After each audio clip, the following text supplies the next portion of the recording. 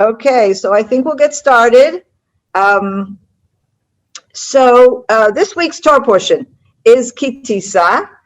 And, first of all, the theme of our discussion, our lessons in Exodus have been the restoration of Israel. And just to kind of, give that kind of a summary, of course, the main issue of the restoration of Israel is the Exodus from Egypt. So the first Torah portions, the first few that we dealt with, had to do with the physical salvation of Israel. The second half of the book of Exodus focuses more on their spiritual restoration. What are the 10 Commandments we read in the Torah portion of Yitro? That, of course, sets the stage for the covenant between God and the nation of Israel. And we discussed some of the nature of that relationship in the past. We also had some discussion about the tabernacle. Now, the tabernacle is something that will later on also there will be a temple. It's a physical structure that enables the nation of Israel to focus their attention on God. And we discussed a little bit about the complexity of the tabernacle. And then on the one hand, it needs to give a sense of immediacy. God is here, God is within us. And yet there are elements of the tabernacle that remind us that we are not buddies with God, that there has to remain a distance, a sense of awe. So here in this week's Torah portion, things kind of fall apart. Okay, we were on an upward hill. We're really moving along. We feel like we're moving both physically and spiritually to this unbelievable relationship between God and the nation of Israel. And then we have chapter 32, which deals with the sin of the golden calf.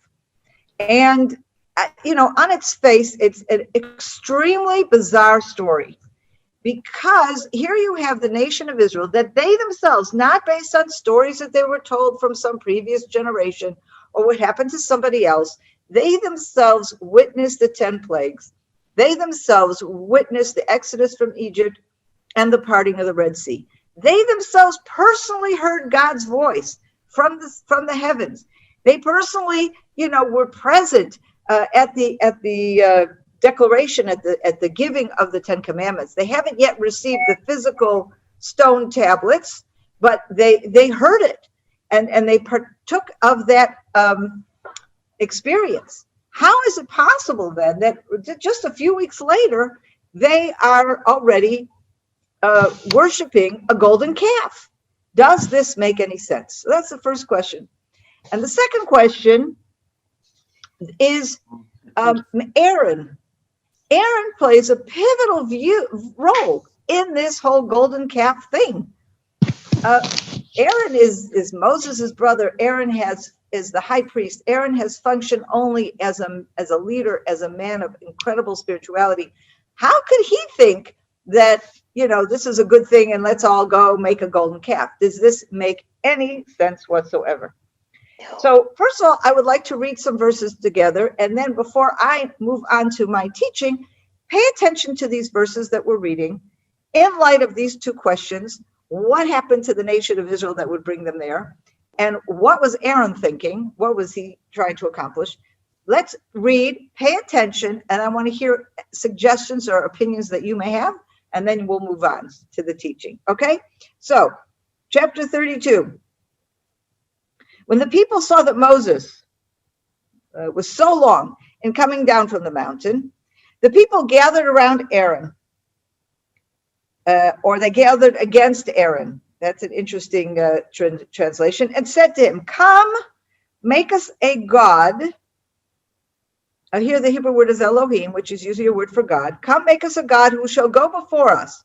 For that man Moses, who brought us from the land of Egypt, we do not know what has happened to him." Aaron said to them, "Take off the gold rings that are on the ears of your wives, your sons, and your daughters, and bring them to me." And all the people took off the gold rings that were in their ears and brought them to Aaron. And this he took from them and cast in a mold and made it into a molten calf. And they exclaimed, "This is your God, O Israel, who brought you out of the land of Egypt." When Aaron saw this, he built an altar before it, and Aaron announced, Tomorrow shall be a festival of the Lord. Early next day, the people offered up burnt offerings and brought sacrifices of well-being. They sat down to eat and drink and then rose to dance. All right, that's what they did. That's how it happened, and that's what they did. I want to skip to later on in the chapter, verse 21, where Moses confronts Aaron. And let's listen to these couple of verses and what that conversation looks like. Moses said to Aaron, "What did this people do to you, that you have brought such great sin upon them?" Aaron said, "Let not my Lord be enraged. You know that this people is bent on evil. They said to me, 'Make us a god to lead us.' For that man Moses, who brought us from the land of Egypt, we do not know what has happened to him." So I said to them, "Whoever has gold, take it off." They gave it to me. I hurled it into the fire, and out came this calf. Moses saw that the people were out of control, since Aaron had let them get out of control. Now here, we're going to reinterpret that phrase. I'm not sure. Another way of saying that is that Aaron, whatever, we'll discuss it later, so that they were a menace to any who might oppose them. Okay, this is the interaction between Moses and Aaron. Now I put to you your question. Unmute yourselves if you want to speak. Okay, what was Aaron thinking, and what was the nation thinking? What were they doing? Comments? It sounded like Aaron was afraid of the people because they were, he knew that was wrong, but he went along with them. So it sounded like he was a little bit afraid of them or starting a riot or something. That's a very good understanding. In other words, you focus then on the words in the first verse, and the nation gathered either with or around Aaron, or as one translation has it here, against Aaron. Yeah.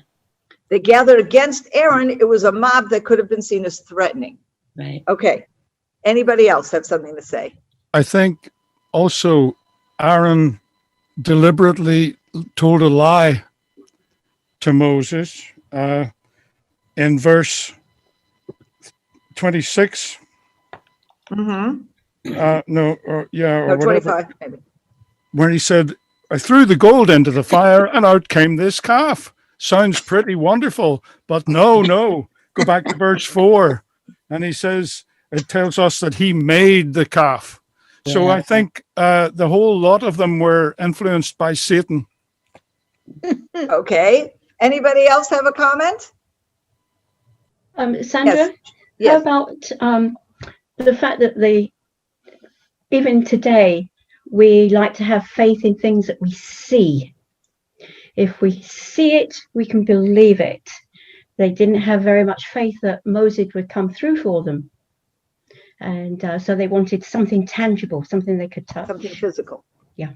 Well, it's very important what you're saying also, because essentially, and I think definitely scripture backs this up, they are trying to replace the Moses that has disappeared. Yes, okay. Because I want something down in the time that. What are you saying, Judy? They had, it says there in verse 1 that he was taking a long time. He'd said it'd go up for 40 days, but obviously they didn't know when to start counting that 40 days, perhaps. Right. In fact, many commentators do say that they miscounted, and therefore they thought he was due back on a given day. When he didn't come, they just felt like couldn't trust that he would come at all. Not a lot of patience on that part. Okay, how old yes? How old do you think it was Aaron? How old is Aaron? Yeah, it seems to me that he is Moses's brother. Am I right? Oh, yeah. All right. So he was brother. Younger. So no, he was older. He's older because he's older. Scripture tells us that he was 83. Moses was 80 when he stood before Pharaoh, and Aaron was 83. Okay. Now, Jewish tradition tells us that the whole process of the 10 plagues and the parting of the Red Sea took 1 year. Wow. Which makes sense because it the way it reads, we don't have dates, but it reads that they get a plague, they remove a plague, and then another plague, and it's pretty cool. So he would have been 84. So then, by the same token, I question his leadership skills. I mean, looking and seeing through the miracles and going to support his own brother when Moses claimed he could not speak. Sin is sin. So it was sin of idolatry, but also sin of lack of faith in God and leadership based on God's miracles. Okay, yes, Ruchama. Actually, I think that they believed that God took them out from Egypt, but they did not know how God looks because they never saw him. They knew what he did, but they knew that they never saw God. But when they say Ele Elohecha asher hotziucha me'eretz Mitzrayim, this is the God. So they did believe that God took them out. So they really had to learn to believe in God that you don't see. Okay, I think that was definitely an element of that. You're right, they don't see. But they did in the Ten believe. Commandments, remember in the Ten Commandments, that God says you shall make no statue, They no did not picture. get it yet. They did not get this. They didn't get it yet. Okay, so I'd like to just lay out a few approaches. There are many approaches to this, but I will just, the first one is a more standard approach, and then the second one I'm going to present is less standard, but definitely out there in a number of commentaries and modern teachers. Excuse me. So the first one notes, like one of you said, I can't remember which one of you, noting that that there was a mob there, that Aaron was frightened, and the whole nation kind of gangs up on him, and he's nervous. And so this approach basically nobody justifies Aaron in the sense, nobody says Aaron did everything that was right, but they justify him in the sense that they're saying he did not believe in idols. He did not believe a golden calf was a god. What was he trying to do, given that he still had a very solid belief in God? And so what this idea is basically saying that he was mobbed. And so he tried to kind of diffuse the situation, get them involved, make something to kind of deflect the mob activity, and it got out of control. Okay. And one of the things that is interesting, because this also is supported by a general response or general perspective on Aaron.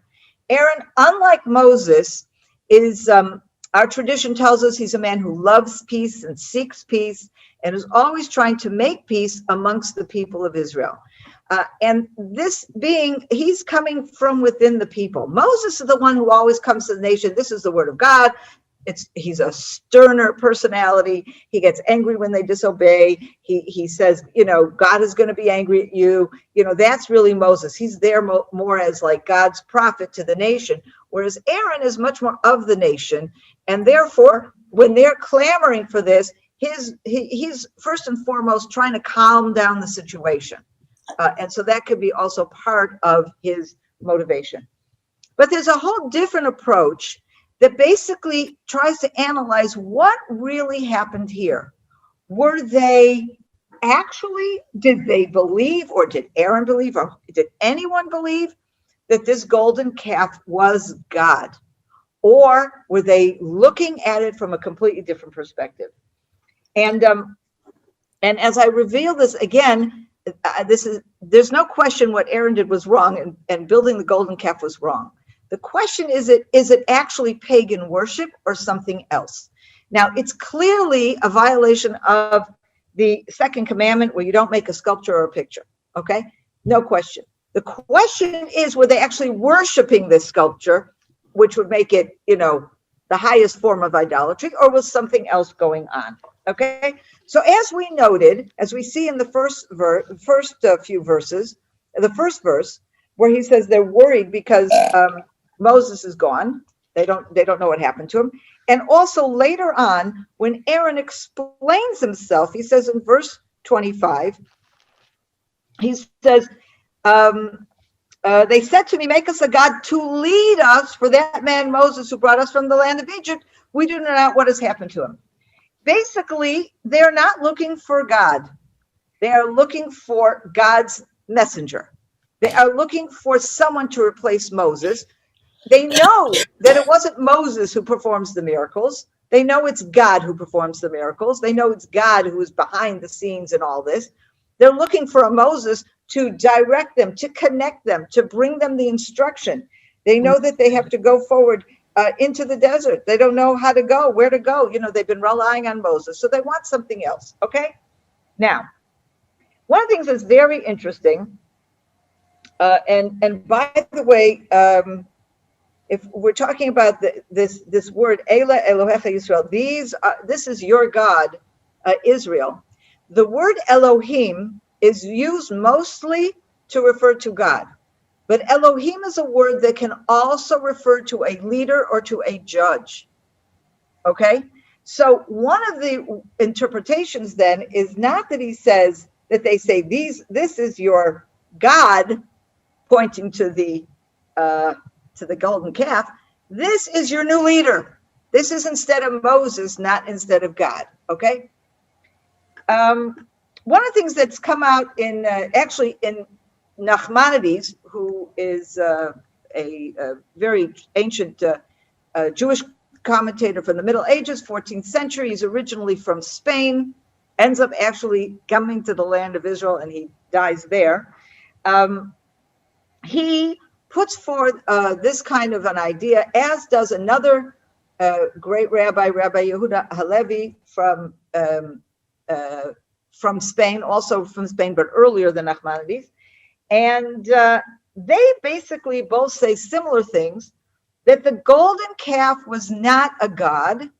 It was let's say a vehicle to hold God. Okay, now that sounds really, really weird, okay? But let me try to explain this a little bit, okay? First of all, let's look at what we know from the Bible about this concept. In the instructions to make the tabernacle and its various vessels that we just read, the last 2 weeks, there is something called the cherubim, okay? Cherubim, and this is these things, creatures, okay, with wings, with faces, okay? The faces face each other, the wings come together, and this is placed upon the Holy Ark, okay? Now, what is that for, okay? Now, first of all, let's just take a look. Well, if we go to look at Exodus chapter 25, verse 20, this is where we have the description of what this is. So the cherubim shall have their wings spread out above, shielding the cover with their wings. They shall confront each other, the faces of the cherubim being turned toward the cover. Okay? Verse 22, there I will meet with you, and I will impart to you from above the cover, from between the two cherubim that are on top of the Ark of the Covenant, that I will command you concerning the Israelite people. So even here in the description of the cherubim on top of the Ark, we have this idea of a place where God comes. From there, God says, I will meet you. From there, I will talk to you. Okay? So if you picture this idea of this structure that is like this and the ark below, I would say think of this as a throne. Okay, this is God's throne. Now again, we're talking symbolically. It's very important that we don't put God into a physical picture. But what clearly happens in the tabernacle is God somehow relates to a physical structure that's being built in order to help the nation conceive of his presence in this tabernacle. There's another example that is similar in the first chapter of Ezekiel, also very odd kind of descriptions, but basically a description is a throne of God with all these angels and seraphim and different things. There are 4 animals at each of the 4 corners, one of which is a calf. Now, the cherubim It doesn't tell us what they are. We know that they're faces and they face each other. But what are they? Now, like all the pictures you see, they're baby faces or children's faces, human faces, okay? But there is one tradition that says the face is of a calf or a bull, a cow of some kind, okay? Which is very, very interesting. And the reason they say this is they refer to Ezekiel 1. In other words, both the cherubim and the description in Ezekiel of the throne of God are talking about similar things, some kind of physical manifestation where God's presence is focused. Nobody says that the throne of God is something that needs to be worshipped. Nobody says that the cherubim are something that need to be worshipped, but it becomes a focus. Now, one of the things that's extremely interesting is archaeologists in the 20th century discovered in this whole area, in the Middle East, discovered various types of pagan gods. You know, there are all kinds of little pagan statues running around all over the place in this area. And one of the things they discovered is you would see in a number of instances, it wasn't an isolated instance, that there would be a statue of a bull or of a calf, and riding on the back of that calf would be the god, whichever god it was, some kind of, something, whatever god they were worshiping. And putting this together, there is this thought that perhaps the golden calf was never supposed to be a god. It was supposed to be some kind of structure on which God's presence would stand, similar to the pagan concept that the children of Israel recognized, having spent all these generations in Egypt. This was something that they knew. So instead of putting a pagan statue on a bull or on a calf, okay, there's nothing on the calf. It's empty because God is without a body. God is this presence that we can't see or touch, okay? But this would represent him. And in that way, also, perhaps what they were saying is they thought Moses wasn't coming back, but they were creating something that would focus their attention and enable them to understand this is where God is. And then that would enable them to follow something that God would direct to take them into the land of Israel, to take them on their travels. Now, again, everything I'm saying, this is an understanding. It does not mean that what they did was right. All I'm trying to explain is what they may have been thinking. Why would they have done this? Does this necessarily mean that they didn't believe in God? And this approach saying, no, they believed in God. And they still believed he was the God of Israel, and he was something you don't see or feel or touch. But this was a way of replacing Moses.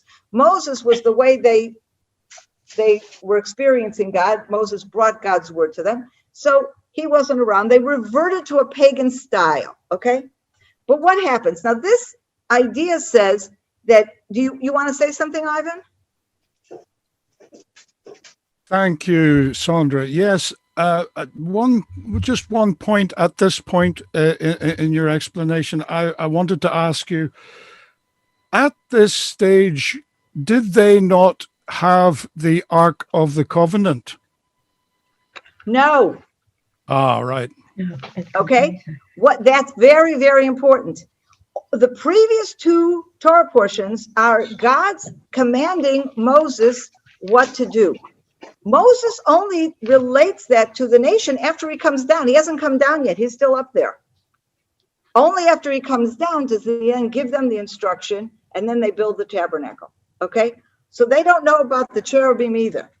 They don't know about any of this, which is also very, very interesting, because if we go with this point of view, God himself may have recognized that this cherubim is something that they can relate to as a place to focus God's presence. It makes sense to them because it's similar to what they know, what they see. And in fact, there's a whole thought process in Jewish thought, a whole approach that says the sacrifices themselves were something that came out of the same understanding, that God understood that the nation of Israel, you're taking them out of a pagan culture and you're telling them throw it all away. We're doing things differently. You're not going to see your God. You're not going to build your God or whatever. God is out there. He created the universe, but you can't see or feel him. But the sacrifices are something that everybody used. Everybody sacrifices to whatever God they had. They sacrificed. And so this approach says that the reason God gave us the laws of sacrifice were because this was a method of worship that everybody related to and would feel comfortable with. And so what basically God is saying, you can use the same method of worship, but you have to direct it at God. You can't direct it at these pagan gods that they were used to. Now, I want to focus on some of these verses. And okay, verse 5, and just take a look at some of this, what actually happened. Where am I? Okay. 32, verse 5. Okay. This is when they're already going. So it says, what does Aaron say? He says, tomorrow shall be a festival of the Lord. Okay. It's very possible that the nation of Israel is already getting out of hand. They're losing control. And so they say, this is the God of Israel who drew you out of Egypt. And Aaron's saying, I want to focus this a little. I want to make sure you understand it's not the golden calf that's the God. And therefore he says, tomorrow we'll have a festival for the Lord, not the calf, the Lord. He's making that very, very clear. Now, what happens afterward, though? Verse 6. Early next day, the people offered up burnt offerings and brought sacrifices of well-being. They sat down to eat and drink and then rose. Now here, there's definitely a wrong translation.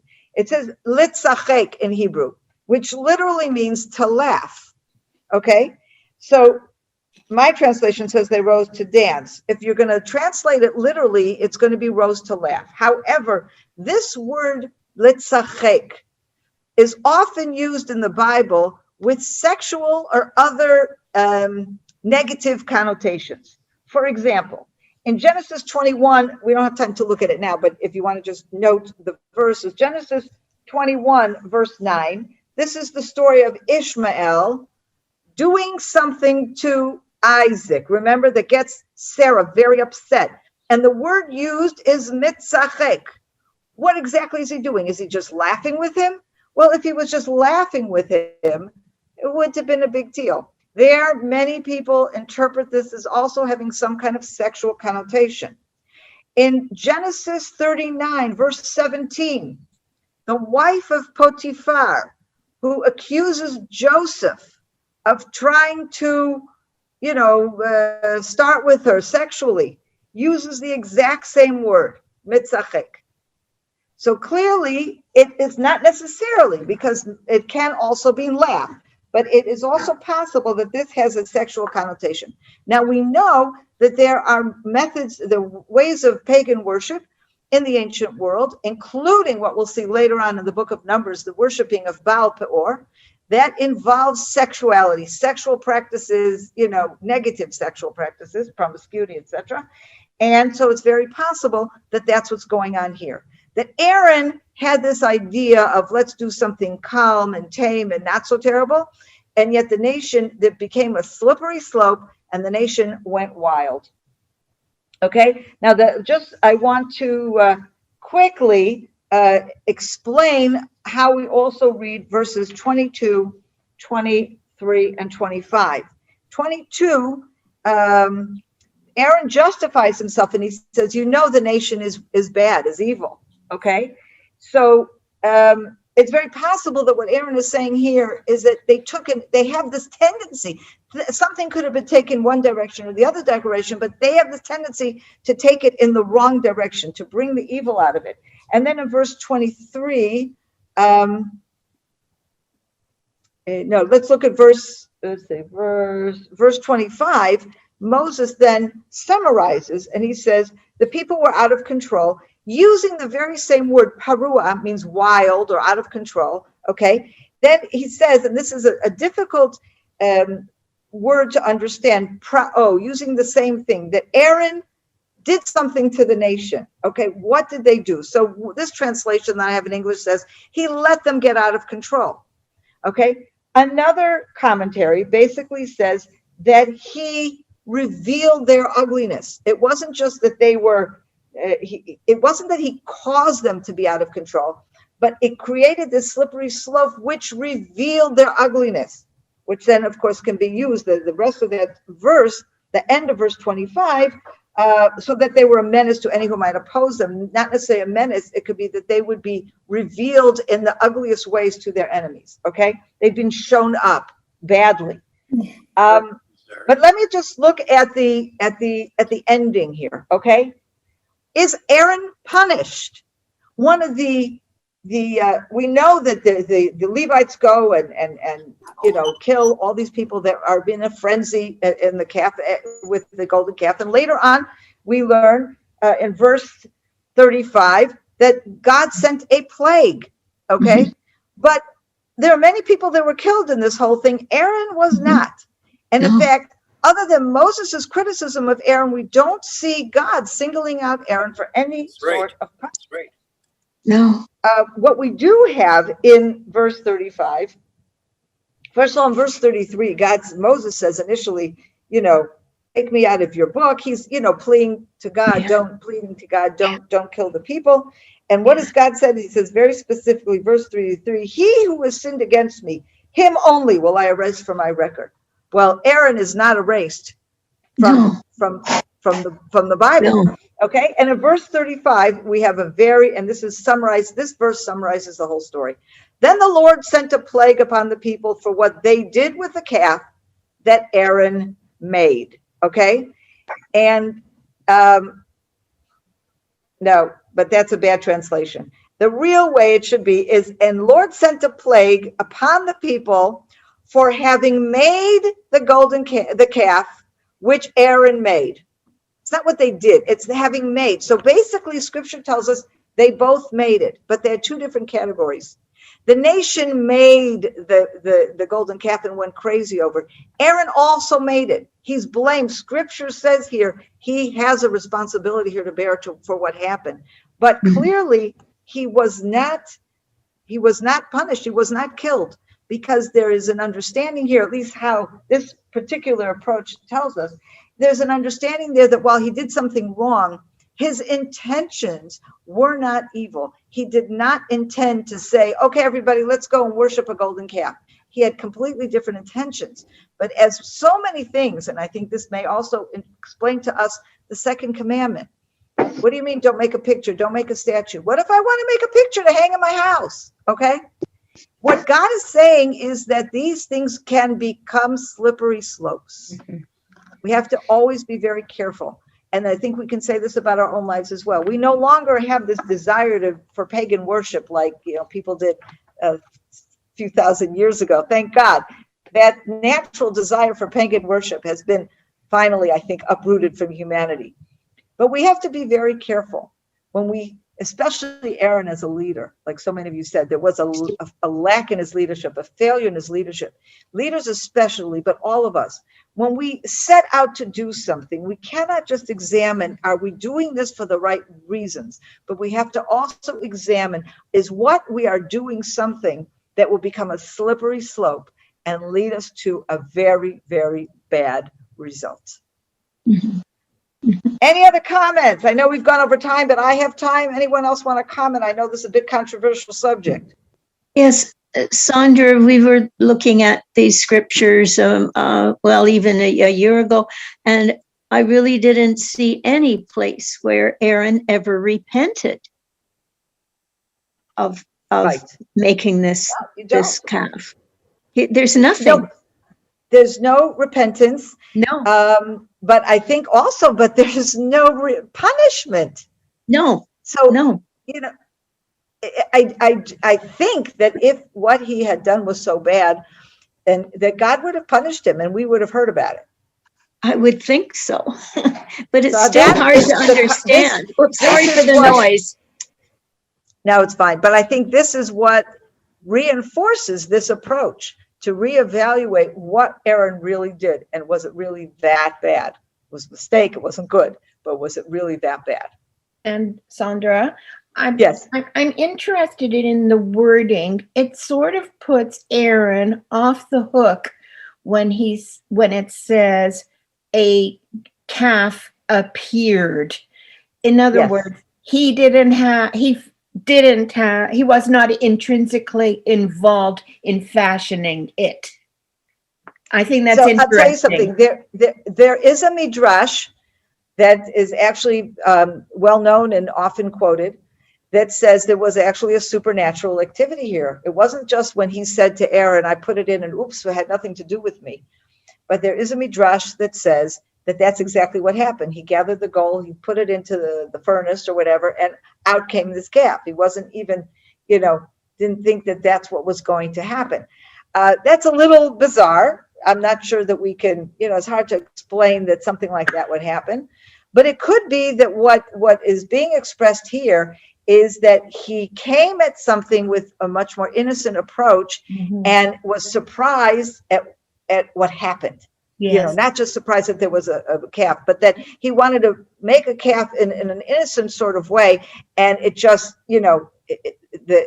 he basically created a monster that he wasn't intending to create. And I think that's the message of that midrash. Okay, thank you. Anyone else? Okay. Well, all of you have a great weekend. Shabbat shalom. It was great seeing you again. I hope you enjoyed that video, and we'd like to be sure you're getting all of our video content. So just click on the subscribe button below, as well as on the notification bell, and that way you will have easy access to all our material. We look forward to staying in touch with you. God bless you, and have a wonderful day.